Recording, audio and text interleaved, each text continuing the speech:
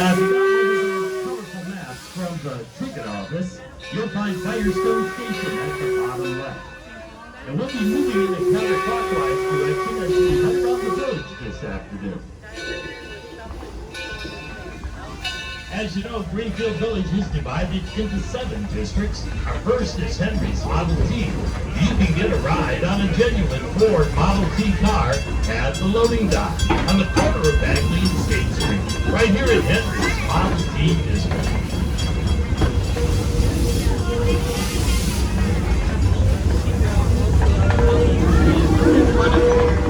And that brings us to the birthplace of Henry Ford. Coming up on your left is the Ford Farm. Built here in Dearborn, Michigan in 1861.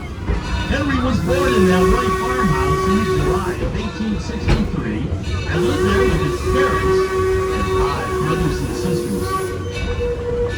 You might notice our herd of merino sheep in the pasture today under the tree. You know, people often ask me, how many sheep are in that herd? And I gotta tell you, I don't really know. Every time I try to count them, I fall asleep. Oh, come on, it wasn't that bad. Well, the good news is we're headed to our Main Street district. Here you'll find the Wright Brothers home and the Wright Cycle Shop, the birthplace of aviation. Across the street, find out about the 57 varieties at the Heinz home with a first bottled horseradish. And take a spin on our 1913 Herschel Spillman carousel. Don't forget, smack dab in the middle of Main Street, it's the center of the known universe. They're talking about the frozen custard stand, like the best ice cream ever.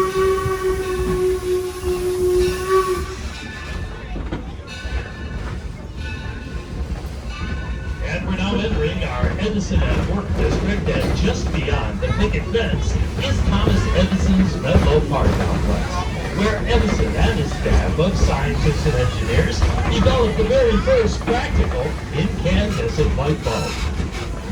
The Menlo Park complex is America's first research and development lab, responsible for such innovations as the microphone, the phonograph, and over 800 other patents.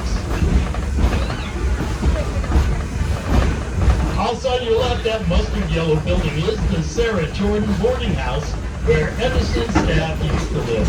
It's the first residential structure in the U.S. to be wired up for electric light.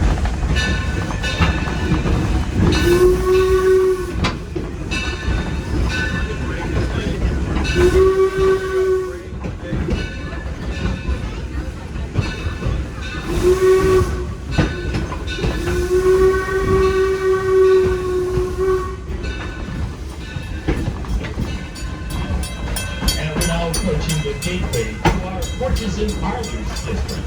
That's the active covered bridge from 1832 in western Pennsylvania. Just beyond the bridge is our next stop of the day, and that's Susquehanna Station. From here you have full access to the entire Porches and Parlors district, including the McGuffey School, the Hermitage Slave Quarters, the Noah Webster House, and the Robert Frost Home, just to name a few. So if you're leaving this year, please stay seated until the train comes to a complete stop. The engineer will give a blast of the whistle, which means the air brake is set. And then they'll give you the go-ahead to exit on the left side only. Don't forget that wristband or ticket gets you on and off the train all day long here at the village.